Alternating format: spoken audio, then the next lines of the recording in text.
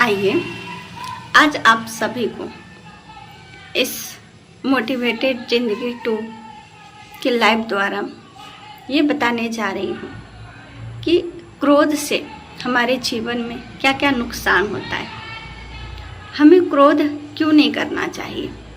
आप सभी बने रहिए।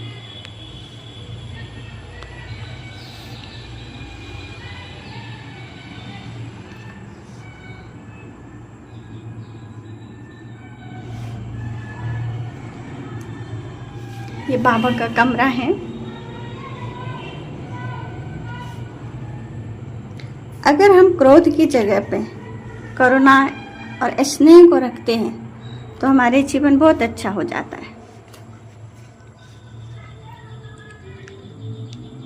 स्नेह और सद्भावना बहुत मीठे फल देते हैं। किसी भी जेल में जब आप जा कर के देखते हैं और वहाँ पूछते हैं कि भाई आप जेल में क्यों आए, तो कहता है कि मैं क्रोध की वजह से आ गया। 1 मिनट की क्रोध ने मेरी जिंदगी को बर्बाद कर दिया। ज़्यादातर लोग क्रोध की वजह से ही बुरी स्थितियों में पहुंच जाते हैं। किसी को गुस्सा आ जाता है संपत्ति के लिए तो वो भाई को भी मारने के लिए तैयार हो जाते हैं, पिता को भी मारने के लिए तैयार हो जाते हैं और फिर बाद में पश्चाताप के अलावा उसको कुछ भी नहीं मिलता। क्रोध रूपी पिशाच क्रोध करने से बढ़ता है और शांत रहने से मिट जाता है। क्रोधी पर क्रोध करना जैसे कि अग्नि पर पेट्रोल डालना है। कोई बहुत गुस्सा कर रहे हैं और आप उस पर और क्रोध कर रहे हैं तो जैसे हमने उसके क्रोध को बढ़ा दिया है। उस पर प्रेम, स्नेह और यदि हम करुणा की वर्षा करते हैं तो उनका क्रोध, उनका गुस्सा शांत हो जाता है।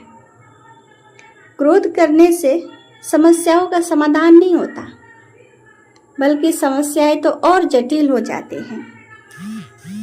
महाभारत काल की एक बहुत सुंदर बातें हैं जो मैं आपके बीच रखने जा रही हूँ, शेयर कर रही हूँ आप सभी के समक्ष। आई होप आपको कुछ इससे सीखने को मिलेगा। एक बार श्री कृष्ण और बलराम किसी जंगल से गुजर रहे थे। चलते चलते काफी समय बीत गया और सूरज डूबने वाला था। तब कृष्ण ने सुझाव दिया, पहले मैं सोता हूँ, तब तक तुम पहरा देते रहो, फिर जैसे ही तुम्हें नींद आए मुझे जगा देना। बलराम ने कृष्ण को बहुत ही प्रेम से कहा,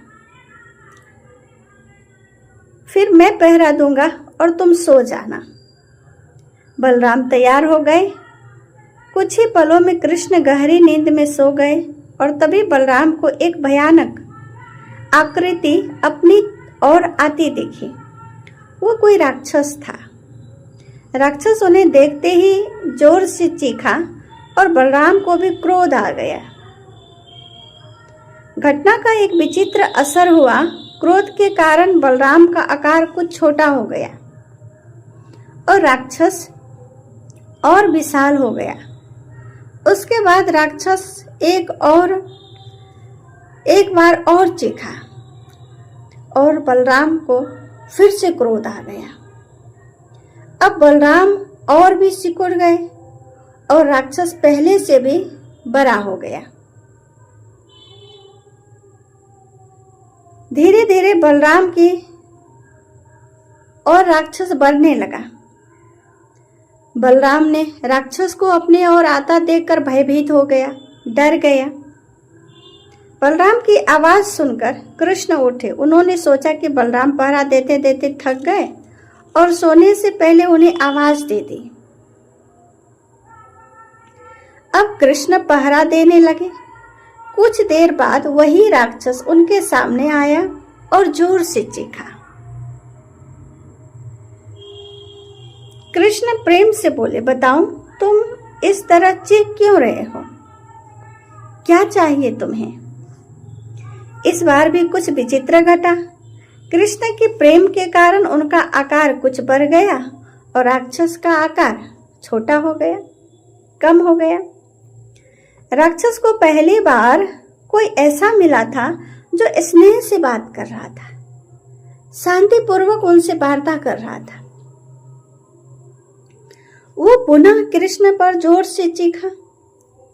इस बार भी कृष्ण मुस्कुराते रहे और उनका आकार और भी बड़ा हो गया, जबकि राक्षस पहले से भी छोटा हो गया। एक आखिरी प्रयास में राक्षस पूरी ताकत से चीखा, पर कृष्ण मुस्कुरा उठे और फिर से बोले, बताओ तो क्या चाहिए तुम्हें? फिर क्या था, राक्षस सिकुड़ कर बिल्कुल छोटा हो गया और कृष्ण ने उसे हथेली में लेकर अपनी धोती में बांध लिया और फिर कमर में खोस कर रख लिया। कुछ ही देर में सुबह हो गई। कृष्ण ने बलराम को उठाया और वे धीरे धीरे आगे बढ़ने लगे। तभी बलराम बोले, पता है, कल रात एक भयानक राक्षस हमें मारने आया था। बलराम को बीच में ही टोकते हुए कृष्ण ने अपनी धोती में बंधा राक्षस निकाला और बलराम को दिखाते हुए बोले, कहीं तुम इसकी बात तो नहीं कर रहे हो? बलराम कहता है, हाँ हाँ, ये वही है, पर कल जब मैंने इसे देखा था तो ये बहुत बड़ा था, ये इतना छोटा कैसे हो गया? बलराम आश्चर्यचकित हो गया। कृष्ण बोले, जब तुम क्रोध करते हो तो समस्याएं तुमसे बड़ी हो जाती हैं और तुम पर नियंत्रण करने लगती हैं, लेकिन जब तुम स्नेह और शुभावना रखते हो तो तुम उससे बड़े हो जाते हो और उससे नियंत्रण कर लेते हो। शास्त्रों में भी बहुत अच्छा वर्णित है। करुणा, स्नेह और शुभावना ऐसे दिव्य शस्त्र है जो हमें तो सुखी करते ही हैं, लेकिन सर्व का भी कल्याण करते हैं। इनको ही शास्त्र में ब्रह्मास्त्र कहते हैं। कहा जाता है, ब्रह्मास्त्र को कोई रोक नहीं सकता, वो अजय है। कोई पर्वत हो या सागर हो या सामने वाला व्यक्ति क्रूर आसुरी शक्तियों से भरपूर सर्व विद्या संपन्न हो, फिर भी ब्रह्मास्त्र को रोक नहीं सकता। वो सबसे बड़ी शक्तिशाली अस्त्र है। वो ब्रह्मास्त्र कोई स्थूल अस्त्र नहीं, वो हमारे संकल्पों की ताकत है, संकल्प शक्ति है। करुणा, स्नेह और सहयोग के भावना से एक बहुत ही अच्छी वाइब्रेशन बनती है जो विश्व के कोने कोने में बैठे हुए आत्माओं तक पहुंच जाती है और उन्हें परिवर्तन करती है। हमें 3 प्रकार से जीत हासिल होती है। एक बाहुबल से, दूसरा बुद्धिबल से और तीसरा उनके दिल पर विजय प्राप्त करके। बाहुबल और बुद्धिबल से विजय तो पा सकते हैं, लेकिन इससे बैर, ईर्ष्या और द्वेष बढ़ता है, नफरत बढ़ता है। जबकि दिल पर विजय पाने से सामने वाला खुश होकर हमारे ऊपर कुर्बान हो जाता है।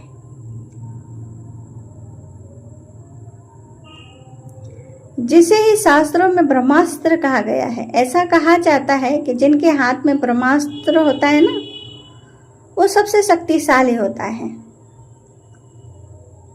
उन पर किसी भी शस्त्र का असर नहीं हो सकता, वो विलीन हो जाता है। ऐसे ही शुभ भावना वाले व्यक्ति के प्रति कोई बैर, विरोध, ईर्ष्या, द्वेष, नफरत नहीं आ सकता। शुभ भावना संपन्न व्यक्ति अगरबत्ती की तरह दिव्य गुणों की सुभाष प्रसारित करता रहता है। तो आपने इस कहानी से सीखा कि कैसे हमें औरों के प्रति शुभ भावना रखना है। क्रोध के वशीभूत हमें कभी नहीं होना है। क्रोध अपना भी नुकसान करता है और दूसरों का भी नुकसान करता है। अब परमात्मा हम सभी को कहते हैं कि क्रोध को त्याग कर शांति और प्रेम को जगा दो, तो देखो तुम्हारे जीवन भी अच्छा हो जाएगा और तुम शांति से इस संसार में रह सकते हो। ओम शांति।